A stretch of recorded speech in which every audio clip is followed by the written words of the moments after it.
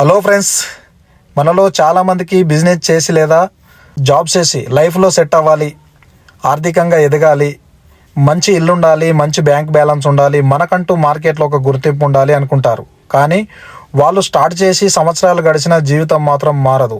2 years గడిచిపోతుంది, 5 years గడిచిపోతుంది. కానీ వాళ్ళు స్టార్ట్ చేసిన డే ఎలా అయితే ఉన్నారో వాళ్ళు 5 years తర్వాత చూసుకుంటే కూడా వాళ్ళ జీవితంలో ఆర్థికంగా ఎలాంటి మార్పు రాదు. దానికి కారణం మనం చేస్తున్న బిజినెస్ కరెక్ట్ కాదేమో. వేరే బిజినెస్ అయితే బాగుండేది, నేను చాలా సంపాదిస్తుంటే, మార్కెట్లో ఇంకా ఎన్నో బిజినెస్లు ఉన్నాయి, ఈ బిజినెస్ను వదిలేసి మనం ఇంకా వేరే బెటర్ బిజినెస్ చేద్దామనే ఆలోచనతోనే ఉంటాం. మళ్ళీ వేరే బిజినెస్ స్టార్ట్ చేస్తాం. కొద్ది రోజుల తర్వాత అది కూడా అంతే. అప్పుడు మనం అనుకుంటాం, నేను ఏ బిజినెస్ సరైనది ఎంచుకోలేదు, మనం దీనికన్నా ఇంకా బెటర్ బిజినెస్ చేద్దామని అనుకుంటాం.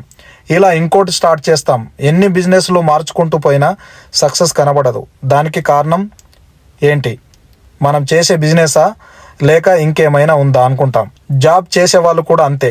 ఉన్న చోట జాబ్ చేస్తూ వచ్చే శాలరీతో తృప్తి పడకుండా నాకు ఇంకో కంపెనీ అయితే నా టాలెంట్కు మంచి శాలరీ ఇస్తుండే, నా వర్క్ అవర్స్ కూడా చాలా తక్కువ ఉంటుండే, ఇలా థింక్ చేస్తారు.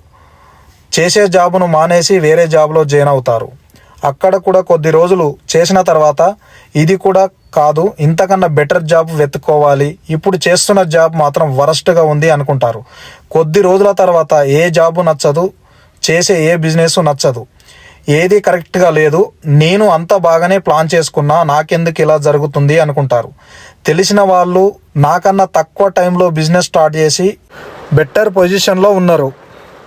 నాతోని బిజినెస్ స్టార్ట్ చేసిన వాళ్ళు కూడా నాకన్నా ముందు పొజిషన్లో ఉన్నారు. మరి నాకెందుకు ఇలా జరుగుతుంది అనుకుంటారు. ఎన్ని బిజినెస్లు చేసినా, ఎన్ని కంపెనీలలో జాబులు చేసినా నా లైఫ్ ఎందుకు మారట్లేదు అనే వాళ్ళ కోసం ఈ వీడియో. మీరు చేసే బిజినెస్లో కావచ్చు లేదా మీరు చేసే జాబ్లో కావచ్చు, సక్సెస్ రాకపోవడానికి కారణాలు ఏంటో తెలుసుకోవాలనుకుంటే ఈ వీడియో షేర్ చేయండి, లైక్ చేయండి. మీరు సక్సెస్ కాకపోవడానికి రీజన్ ఏందో తెలుసుకోవాలనుకుంటే నెక్స్ట్ వీడియో చూడండి. ఈ వీడియో చూసిన వాళ్ళందరికీ థ్యాంక్ యూ అండి. జై హింద్. పూర్తి ఇన్ఫర్మేషన్ నెక్స్ట్ వీడియోలో తెలుసుకుందాం.